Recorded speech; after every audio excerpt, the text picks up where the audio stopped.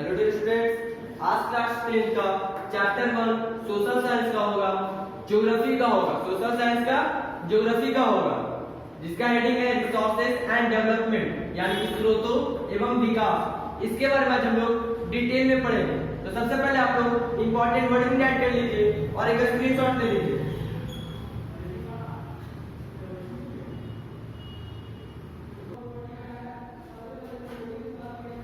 अब हम लोग का सबसे पहला टॉपिक है रिसोर्सेज। सबसे पहला टॉपिक है रिसोर्सेज यानी कि स्रोत। तो anything in our environment which can be used in satisfy our needs are resources. यानी कि तो रिसोर्सेज किसको कहते हैं? तो यानी कि देखिए यहाँ पर एनीथिंग इन आवर एनवायरनमेंट यानी कि हमारे वातावरण में कोई भी चीज which can be used in satisfy our needs are resources.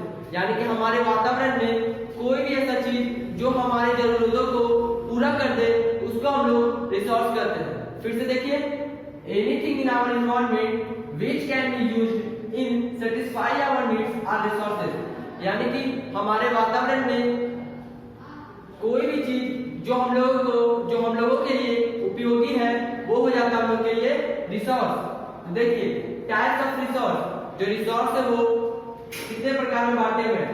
तो there are two types of resource. Resource जो होते हैं दो प्रकार के होते हैं, मेनली दो प्रकार के होते हैं।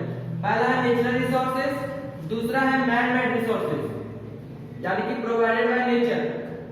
नेचुरल रिसोर्स वैसा रिसोर्स होता है जो नेचर में पाया जाता है, यानी कि उसे ह्यूमंस ने नहीं बनाया, वो खुद से ही है। तो वो क्या क्या हो गया? एग्जांपल देखिए, एयर को कोई मानव जाति से बनाया है नहीं ना, ये सब नेचर, ये सब प्राकृतिक है, ये सब पहले से ही है। वाटर भी पहले से है। पेट्रोलियम भी पहले से है, इसको कोई आदमी लोग नहीं बनाया, ये सब खुद बना, खुद से है। ये सब प्राकृतिक का देन है। उसका नेक्स्ट है man made resources made by human beings. यानी कि मैन मेड रिसोर्सेज वैसा रिसोर्स होता है जिसे आदमी से बनाता है। तो आदमी से किसको बनाता है? मशीन्स हो गया, व्हीकल्स हो गया, रोड्स हो गया, ये सब आ गया मैन मेड रिसोर्सेज का। और आप लोग को टाइप्स ऑफ रिसोर्सेज आप लोगों के बुक में और डिटेल में दिया होगा। Renewable resources, non renewable resources, और भी बहुत सारे रिसोर्स होते हैं। मेनली दो प्रकार के होते हैं और ये दोनों रिसोर्स में और भी सारे रिसोर्स आते हैं। आप लोगों के बुक में स्ट्रक्चर दिया होगा रिसोर्स का, उसे आप लोग जरूरी याद कर लें। तो तब तक के लिए आप लोग इसका एक स्क्रीनशॉट ले लीजिए और अपने कॉपी में सबको टॉपिक्स वाइज राइट करते चलिए।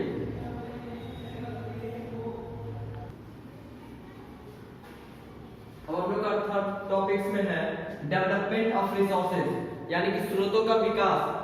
यानी कि जो रिसोर्स होता है उसका किस तरह से हम लोग डेवलपमेंट कर सकते हैं। तो it is the process of developing the resources in order to make them useful for satisfying human wants। यानी कि जो ह्यूमन सब होता है वो जो चीज को चाहता है उसको अगर वो पूरा कर ले, यानी कि जो सेटिस्फाई कर ले, किसके बेस पे? यानी कि मान के चलिए कि हमको कुछ चाहिए तो हम अपना हमको जो चाहिए उसको अगर हमको पूरा करना है तो हम लोग कैसे कर सकते हैं? तो रिसोर्सेज यानी कि स्रोत है उसका विकास करके, ठीक।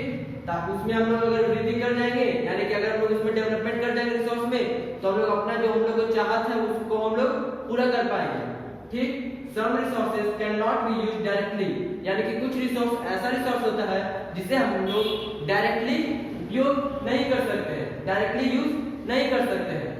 दे have to be processed to make them useful for satisfying our wants. यानी कि उसको हम लोग डायरेक्टली उसको हम लोग नहीं कर सकते हैं, तो उसको अगर हम लोग को करना है तो उसके लिए हम लोग को उसको प्रोसेस करना पड़ेगा, यानी कि उसको अच्छी तरह से सेटिस्फाई करना पड़ेगा हम लोगों के लिए, तब हम लोग को करना है, तब हम लोग उसका यूज कर सकते हैं, ठीक। तब हम लोग का जो है जो डेवलपमेंट ऑफ रिसोर्स, तब हम लोग का जो स्रोत होगा उसका विकास होगा। उसका एग्जांपल से समझ लीजिए, अगर इसमें भी अभी तक आप लोगों को समझ में नहीं आया तो land has to be cleared and ploughed for growing crop. यानी कि जो लैंड होता है उसको हम लोगों को क्या करना चाहिए? फसल रोपने के लिए उसको प्लॉग यानी कि एंड क्लियर यानी कि जो खेत होता है उसको साफ सुथरा रखना चाहिए और उसको जोत कर रखना चाहिए, ताकि उसमें हम लोग जो क्रॉप होगा उसे हम लोग अच्छी तरह से ग्रो कर सके। Water has to be taken to the field to irrigate. जो वाटर होता है उसका भी बहुत ही महत्वपूर्ण भूमिका निभाता है, किसमें? सिंचाई करने में। इरिगेट में सिंचाई करता है, यानी कि अगर हम लोग को फसल ग्रो करना है तो उसके लिए हम लोग को पूरी तरह से देखभाल करना पड़ेगा फील्ड का। कैसे कैसे? तो उस खेत को क्लियर रखना पड़ेगा, प्लॉट यानी कि जोता हुआ रहना चाहिए, उसमें विशेष मात्रा में पानी भी चाहिए। ये सब मिलकर क्या करेगा? रिसोर्सेज डेवलपमेंट ऑफ रिसोर्सेज, यानी कि रिसोर्स का डेवलपमेंट करेगा। उसके बाद आपका फोर्थ टॉपिक में दिया हुआ है रिसोर्सेज प्लानिंग इन इंडिया, यानी कि भारत में स्रोतों का योजना, यानी कि जो भारत है, भारत में किस तरह से रिसोर्सेज का प्लानिंग होता है। तो resources planning is important in India, यानी कि रिसोर्सेज प्लानिंग है वो भारत में बहुत महत्वपूर्ण उसको माना जाता है। Ensure availability of resources to all the states properly,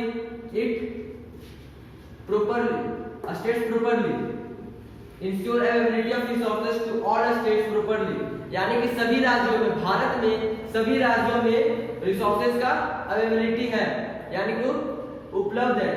resource है वो भारत के सभी राज्यों में उपलब्ध है। इट इज आल्सो इम्पोर्टेंट, यानी कि ये हम लोगों के लिए इम्पोर्टेंट क्यों है? क्योंकि because to reduce the pollution in environment, जो हम लोग का जो वातावरण होता है उसमें जो पॉल्यूशन होता है उसको कम कर देता है, ठीक। And to satisfy the future generations need, और जो हम लोगों के जो जीवन के आगे का जो जीवन होगा उसको भी वो सेटिस्फाई कर सके।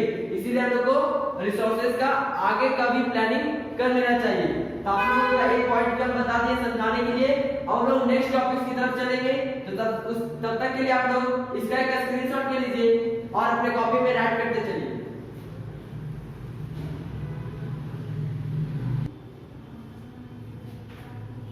अब हम लोग का फिफ्थ टॉपिक में है लैंड रिसोर्सेज, यानी कि भूमि स्रोतों।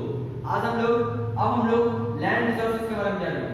तो land is a very important resources as it supports natural vegetation, world life, human life, various economic activities, transport and communication system, यानी कि जो लैंड है वो बहुत ही महत्वपूर्ण रिसोर्स होता है, ठीक। अब आप लोग को हमने बताया था रिसोर्स क्या होता है, जो हम लोगों के नीड्स को कंप्लीट कर सके।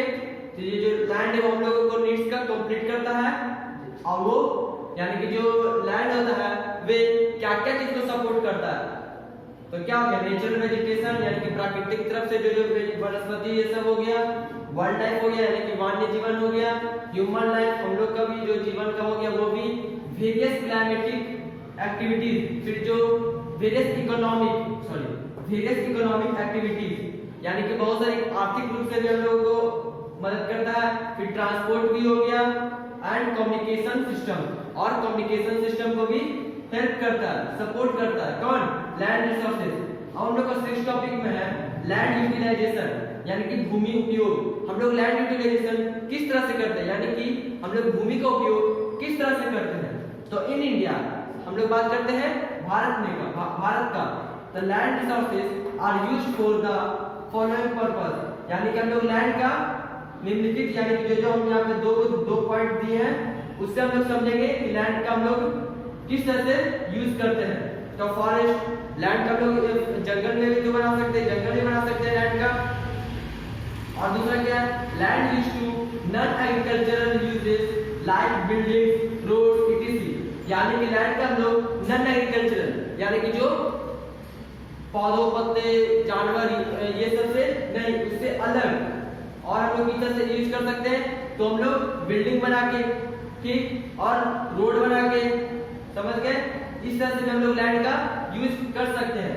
और हम लोग का सेवंथ टॉपिक में है land use pattern in India, यानी कि भारत में भूमि उपयोग का नमूना, यानी कि हम लोग भारत में किस तरह से लैंड का यूज करते हैं उसका नमूना हम लोग सीखते हैं।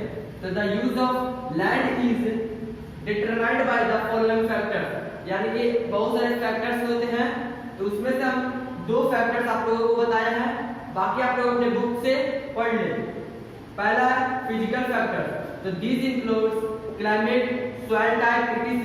यानी कि फिजिकल फैक्टर्स में क्या आ जाता है, उसमें क्या क्या मिला रहता है फिजिकल फैक्टर्स में, तो क्लाइमेट हो गया, सॉइल टाइप हो गया, etc. फिर दूसरा है ह्यूमन फैक्टर। ह्यूमन फैक्टर में क्या मिला हुआ, this include for population density, cultural traditional, etc. यानी कि जनसंख्या, जो जनसंख्या होता है उसका हो गया, फिर सांस्कृतिक रूप में कोई परंपरा हो गया, ये सब इत्यादि आप लोग का आ जाता है ह्यूमन फैक्टर्स में। आप लोग यहाँ पे 7th टॉपिक एंड हुआ। अब हम लोग नेक्स्ट टॉपिक्स की तरफ चलते हैं। तो सबसे पहले आप लोग इस तरह की स्क्रीनशॉट ले लीजिए और अपने कॉपी में राइट कर लीजिए।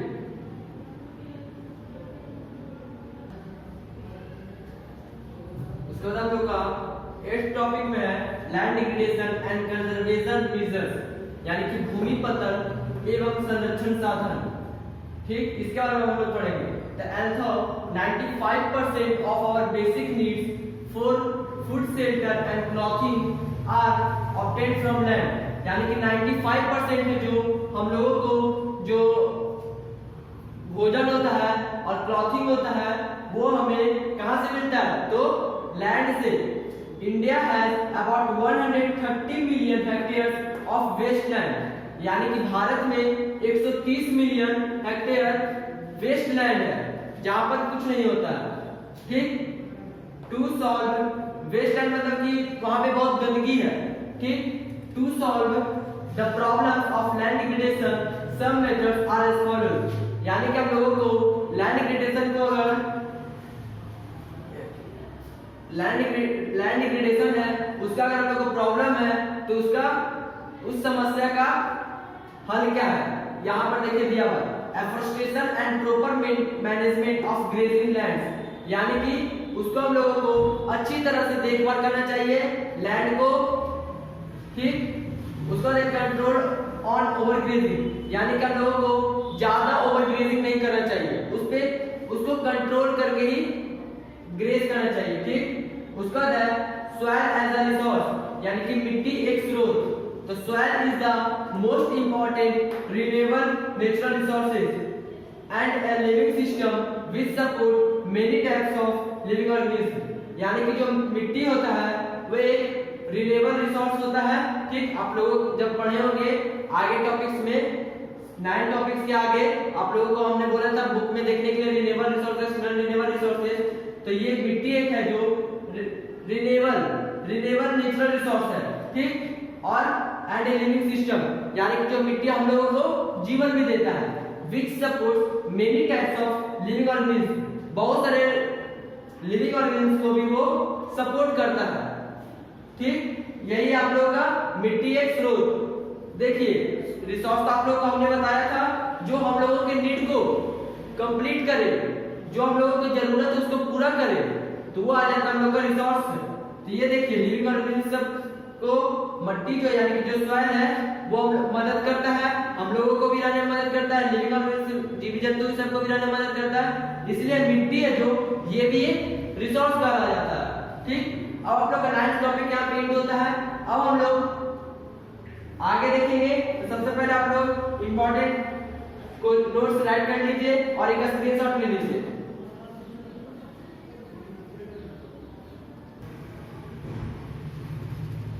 हम लोग का 10th टॉपिक में क्लासिफिकेशन ऑफ सॉइल्स। अब हम लोग सिर्फ सॉइल्स के बारे में पढ़ेंगे, यानी कि मिट्टी के बारे में। तो सबसे पहले है मिट्टी का पहला प्रकार एलुवियल सॉइल, यानी कि जलोढ़ मिट्टी। एलुवियल सॉइल को हम लोग जलोढ़ मिट्टी कहते हैं। तो this is the most wide spread soil in India, यानी कि जो एलुवियल सॉइल है ये भारत में बहुत ज्यादा अधिक मात्रा में फैला हुआ है। विच has been deposited by 3 important Himalayan river system, यानी कि ये 3 जगह पे ज्यादा मात्रा में पाया जाता है, ज्यादा होता है। तो कहाँ the Indus, the Ganga and the Brahmaputra covering about 45.6% of the area, यानी कि जो ये तीनों है द इंदुस हो गया, द गंगा हो गया एंड द ब्रह्मपुत्र, ये सबको 45.6% एरिया जो है घेरा हुआ है। कौन घेरा हुआ है ये सब का एरिया, तो एलुवियल सॉइल। ये भारत में अधिक मात्रा में पाया जाता है। यही आप लोगों को दिया हुआ है लोकल सॉइल, और डिटेल में पढ़ना है तो अपने बुक को अच्छी तरह से रीडिंग करें। इसमें और भी बताया हुआ है इसका कलर क्या होता है और इसमें कौन कौन सा क्रॉप पाया जाता है। ठीक, उसके बाद हम लोग का नेक्स्ट टॉपिक ब्लैक सॉइल यानी कि काली मिट्टी। काली मिट्टी किसको कहते हैं? तो this is also known as black cotton soil, यानी कि इसको हम लोग ब्लैक कॉटन सॉइल भी कहते हैं। It covers 16% of India's total geographical area, यानी कि भारत का जितना भी भौगोलिक एरिया है, क्षेत्र है, उसको 60% है जो ब्लैक सॉइल घेरा हुआ है। टोटल ज्योग्राफिकल एरिया था है जिसमें 60% सिर्फ ब्लैक सॉइल से घिरा हुआ है। उसका बोल रहा है it is rich in nutrients like calcium carbonate, magnesium carbonate etc, यानी कि इसमें कुछ न्यूट्रिएंट्स ही पाया जाता है, पोषक तत्व ही पाया जाता है। तो वो क्या क्या है? कैल्शियम कार्बोनेट है, मैग्नीशियम कार्बोनेट है etc एक्सेट्रा। उसके बाद हम लोग का next topic red and yellow soil, यानी कि लाल एवं पीली मिट्टी। इसमें दिया हुआ है it covers 10.6% of India total geographical area, यानी कि भारत का जितना भी भौगोलिक क्षेत्र है उसको 10.6% है जो ब्लैक एंड येलो सॉइल घेरा हुआ है। ठीक, the red colour of this soil is due to diffusion of iron particles into crystalline and metamorphic rocks in low rainfall area of the Deccan plateau, यानी कि इसमें बोल रहा है जो लाल रंग का जो मिट्टी होता है वे आयरन जो यानी कि लोहा का जो छोटा छोटा कण होता है उसको डिफ्यूज करता है। क्या चीज में डिफ्यूज करता है? तो क्रिस्टलाइन एंड मेटामॉर्फिक रॉक्स में। ठीक, इन लो रेनफॉल एरिया, जहां पर बहुत कम रेनफॉल होता है, वो कहां पे? तो डिकेड प्लेट्यू का जहां पे सबसे कम रेनफॉल का क्षेत्र है वहां पे क्या होता है, जो लोहा का छोटा छोटा पार्टिकल्स होता है उसको डिफ्यूज करके क्रिस्टलाइन और मेटामॉर्फिक रॉक्स में कन्वर्ट हो जाता है। उसका बोल रहा है इट टर्न्स येलो, फिर वो येलो कलर में बदल जाता है।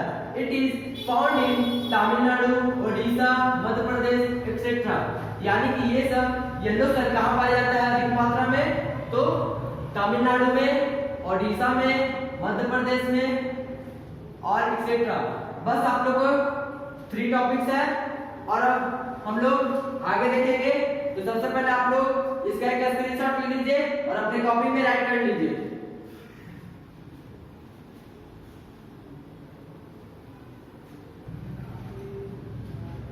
उसके बाद हम लोग का नेक्स्ट टॉपिक है सॉइल्स का लेटराइट सॉइल, यानी कि लेटराइट मिट्टी।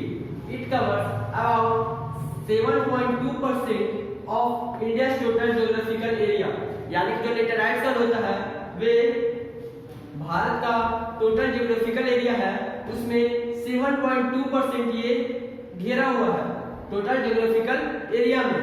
Microorganism getting destroyed due to high temperature, यानी कि लेटराइट सॉइल में क्या होता है, अगर ज्यादा तापमान उसमें बढ़ता है तो जितना भी उसमें माइक्रो ऑर्गेनिज्म रहता है, छोटा छोटा जीवाणु सब रहता है, वे डिस्ट्रॉयड होने लगता है, यानी कि मरने लगता है।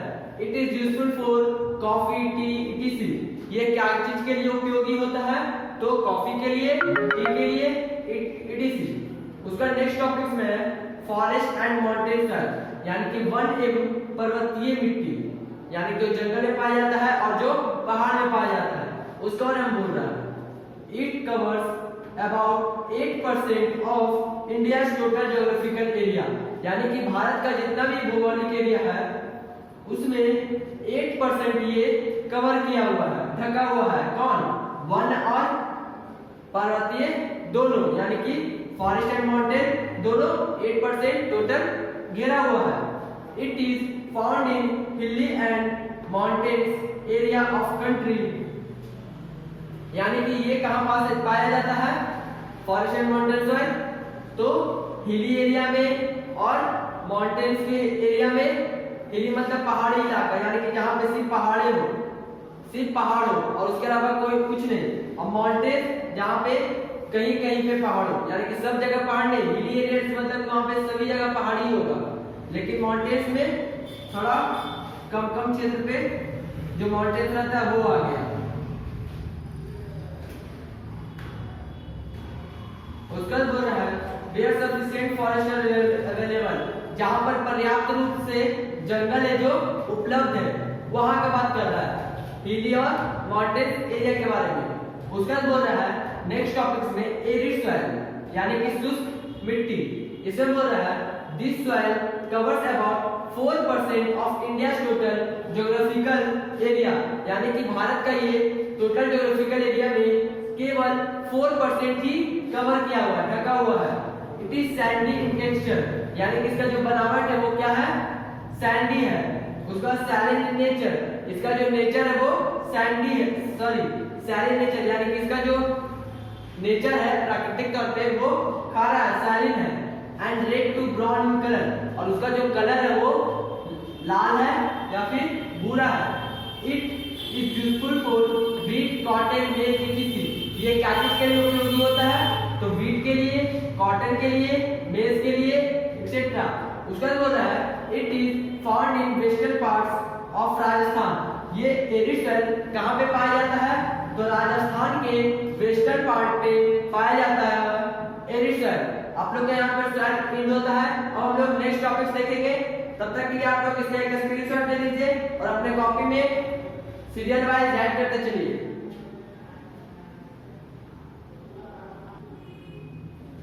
उसको हम लोग का लास्ट टॉपिक्स है 11th topics soil erosion and soil conservation, यानी कि मल कटाव और मृदा संरक्षण। इसको हम लोग पढ़ेंगे क्या होता है, ये सॉइल इरोजन क्या होता है, सॉइल कंजर्वेशन क्या होता है।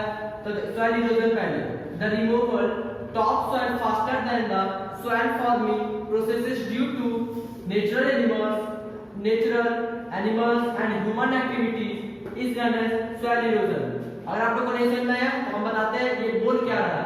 जैसे कि देखिए सॉइल इरोजन क्या होता है, जब मिट्टी का जो फिगर्स आप लोग समझाते हैं, जो मिट्टी का जो सतह होता है ये नेचुरल है। नेचुरल लिखे, नेचुरल का मतलब प्राकृतिक तौर पे। तो प्राकृतिक तौर पे क्या हो गया, हवा, हवा तो प्राकृतिक का होता है, हवा हो गया, वाटर हो गया। तो हवा जब चलता है तो जो मिट्टी का जो लेयर होता है वे छोटा छोटा पार्टिकल्स जो मिट्टी का होता है वो उड़कर एक जगह से जब दूसरे जगह चल जाता है तो क्या होता है, यहाँ पर गड्ढा टाइप का बन जाता है इस तरह से, ठीक। इसी को बोलते हैं सॉइल इरोजन, यानी कि हवा के द्वारा, या फिर अगर मान के चलिए यहाँ पर ये मिट्टी है और यहाँ पर डैम है, यहाँ पे आया है बहुत पानी और पानी से बहाते हुए सब मिट्टी को लेके चल गया। तो यहाँ पर भी देखिए सब मिट्टी का कटौती हो रहा है, सब मिट्टी कटते जा रहा है और बहते जा रहा है। तो यहाँ पर भी हो गया मल कटाव, यानी कि मिट्टी का कटाव। फिर जानवर सब जब चारा ऐसा खाता है तो उसका पैर में जितना भी मिट्टी लग जाता है, फिर ये एक पैर में लगा, फिर ये धीरे धीरे आगे जाता रहेगा। तो जहाँ पे वो खड़ा रहेगा गाय या फिर बैल कुछ भी, तो उसके पैर वहां पे गड्ढा बन जाएगा। तो यहाँ पर भी आपका हो जाता है सॉइल इरोजन। फिर ह्यूमन एक्टिविटी, फिर जब आदमी सब हम लोग हो गए जो खेत में जोतने के लिए जाते हैं तो देखते हैं पैर में भी मिट्टी लग जाता है, फिर वहां पर से भी मिट्टी का कटौती हो जाता है। तो इसी को हम लोग सॉइल इरोजन बोलते हैं। अब आता है सॉइल कंजर्वेशन, यानी कि जो सॉइल इरोजन होता है ये इसका जस्ट अपोजिट ये होता है, यानी कि हम लोग सॉइल इरोजन से कैसे बच सकते हैं, कैसे उसको हम बचा सकते हैं, उसको हम लोग प्रोटेक्ट कैसे कर सकते हैं। तो देखिए soil erosion is a method, soil conservation is a method to maintain the fertility of the soil by protecting the soil from erosion and nutrient loss। यानी कि अगर हम लोगों को मिट्टी कटाव से बचाना है तो क्या करेंगे, बहुत सारा पौधा ये सब लगाएंगे, फॉरेस्ट ये सब का निर्माण करेंगे। तब क्या होगा, मान के चलिए कि यहाँ पे हवा चला भी, इन्हें बोल रहे हैं कि सॉइल कंजर्वेशन होगा तो हवा से कुछ नहीं चलेगा, इसमें कुछ नहीं है, इसमें भी सब चीज आएगा। यहाँ पर अगर हम लोग एक पेड़ रोप दिए तो क्या होगा, ये मिट्टी का लेयर है और यहाँ से मान के चलिए हवा चला तो ये मिट्टी उड़ के कहाँ पे आ गई, यहाँ पे, और यहाँ पर आने से पेड़ गति से बच जाएगा, फिर ये वापस मेंटेन हो जाएगा। अगर मान के चलिए बारिश भी होगा तो अगर मिट्टी बहेगा यहाँ पे तो पेड़ होगा, तो यहाँ पर जो मिट्टी जो पूरा बह के चल जाता तो यहाँ पर तो कुछ मिट्टी आपका बच जाएगा, क्योंकि ये पेड़ का जो स्टीम रहेगा, जो पेड़ का जड़ ये सब रहेगा उससे वो टकराकर बच जाएगा। ये सब आ जाता है आप लोगों का सॉइल कंजर्वेशन, यानी कि हम लोग को सॉइल को किस तरह से सुरक्षित रखना चाहिए। एंड न्यूट्रेट्स लॉस, यानी कि अगर हम लोग इस सबको नहीं अगर बचाएंगे मिट्टी सबको, तो हम लोग को जो न्यूट्रिएंट्स मिलता है, न्यूट्रिएंट्स किस चीज से मिलता है? मिट्टी से। मिट्टी जैसे कि कैसे? जैसे कि इसमें मिट्टी रहता है, उसमें हम लोग फसल को रोपते हैं या फिर लगाते हैं, तो वो जो फसल हम लोग लगाते हैं उससे हम लोग को जो न्यूट्रिएंट्स मिलता है तो वो तो हम लोग को घट जाएगा। जब मिट्टी ही नहीं रहेगी तो हम लोग फसल क्या चीज में उगाएंगे? नहीं उगा पाएंगे। तो यही हो जाता है सॉइल कंजर्वेशन, यानी कि हम लोगों को कैसे बचाना चाहिए? सॉइल इरोजन से कैसे बचाना चाहिए? तो हम लोगों को पेड़ पौधा लगाना पड़ेगा, तो जो सॉइल इरोजन वो नहीं हो पाएगा। समझ गए? अब आप लोग का यहाँ पर ऑल टॉपिक्स एंड होता है। अब आप लोग का देखेंगे मैट्रिक में क्वेश्चन किस तरह से आता है, ये चैप्टर से रिसोर्सेज एंड डेवलपमेंट से।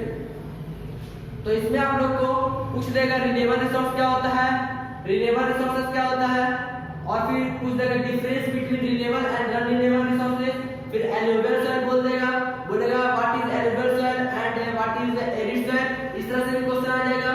और फिर ये 5 नंबर में ज्यादा क्वेश्चन ये सब पूछता है एरिड सॉइल के बारे में, एलुवियल सॉइल के बारे में, लेटराइट सॉइल के बारे में, जितना भी सॉइल का टाइप्स है सभी आप लोग अच्छी तरह से याद रिमेंबर कर लीजिएगा।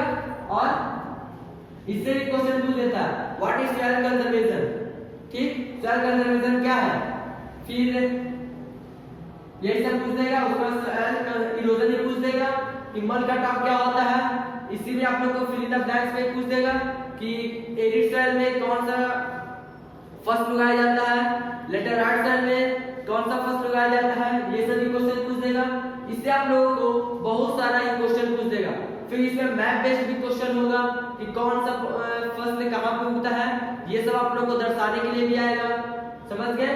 ये सब आप लोग का इंपॉर्टेंट टॉपिक्स हमने राइट करवा दिए हैं। आप लोग इसको भी रिमेंबर करें और साथ साथ अपने बुक को भी अच्छी तरह से रीडिंग करें। समझ गए? Thank you.